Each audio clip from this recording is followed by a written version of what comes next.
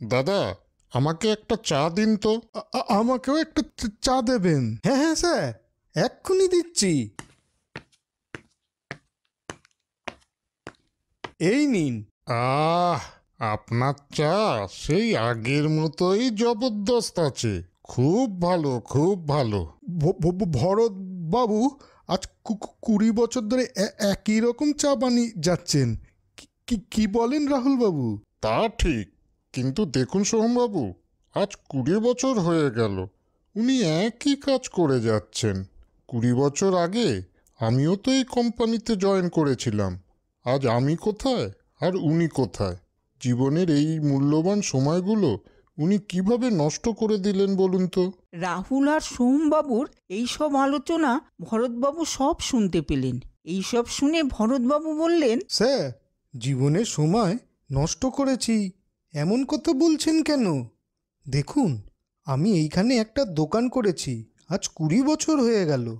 আমার মনে আছে আপনিও ওই 20 বছর আগে ওই সামনের কোম্পানিতে জয়েন করেছিলেন, তাই না?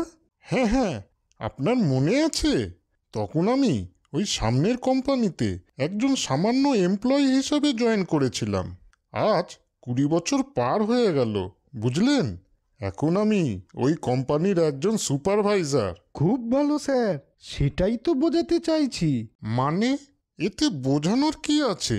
দেখুন স্যার, আমি 20 বছর আগে যে কাজ শুরু করেছিলাম এই একটা ছোট্ট দোকান থেকে, তা থেকে আজ এই রেস্টুরেন্টটা বানিয়েছি। তাছাড়া শহরগঞ্জে আমার আরেকটা দোকান আছে। এরপর আমার এই ব্যবসা আমার ছেলে দেখবে। কিন্তু আপনার ক্ষেত্রে ধরুন, আপনার ছেলে যখন কাজ শুরু করবে, আবার সেই প্রথম থেকেই তাকে শুরু করতে হবে, তারপর সে আস্তে আস্তে উন্নতি করবে। আমার ক্ষেত্রে কিন্তু তা নয়। আমার ছেলে কিন্তু শূন্য থেকে নয়, আমি যতটা করে যাব তারপর থেকে শুরু করবে। সুতরাং এর 20 বছর পর আপনার ক্ষেত্রে আপনার ছেলে এরকমই কোনো কোম্পানিতে সেই একই পদে হয়তো এসে পৌঁছাবে। আমার ক্ষেত্রে কিন্তু তা নয়। আমার বাবাই 20 বছর পরে এই অভিজ্ঞতার পুরো সাপোর্ট পাবে, তাই তাকে আর শুরু থেকে শুরু করতে হবে না। তাহলে আপনারাই বলুন, আমার জীবন কি সত্যিই ব্যর্থ? কিছু মনে করবেন না স্যার, আপনারা সবাই চাকরি করছেন, তার মানে এই নয় যে চাকরি ছাড়া জীবন বৃথা। তাই আপনাকে এই কথাগুলো বললাম। এই কথা শুনে রাহুল আর সোমবাবু শেষ অবধি তাদের ভুলটা বুঝতে পারলেন। না না ভরতবাবু, আমার খুব ভুল হয়ে গেছে। আমাকে আপনি মাফ করবেন।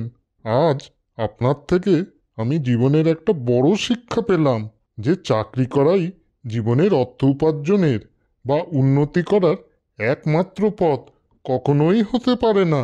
তাহলে দেখলে তো বন্ধুরা, সৎভাবে করা কখনোই কোনো কাজ কখনো ছোট হতে পারে না। চাকরি হোক বা ব্যবসা, সব ক্ষেত্রেই উন্নতি করে জীবনে প্রতিষ্ঠিত হওয়া সম্ভব, বুঝলে? বন্ধুরা, গল্পটা তোমাদের কেমন লাগলো? যদি ভালো লাগে তাহলে শেয়ার, কমেন্ট, লাইক করো। আর সাবস্ক্রাইব আর বেল আইকন প্রেস করতে ভুলো না কিন্তু। আজ চলি বন্ধুরা, পরে আবার দেখা হবে। তোমরা ভালো মতন থেকো কিন্তু।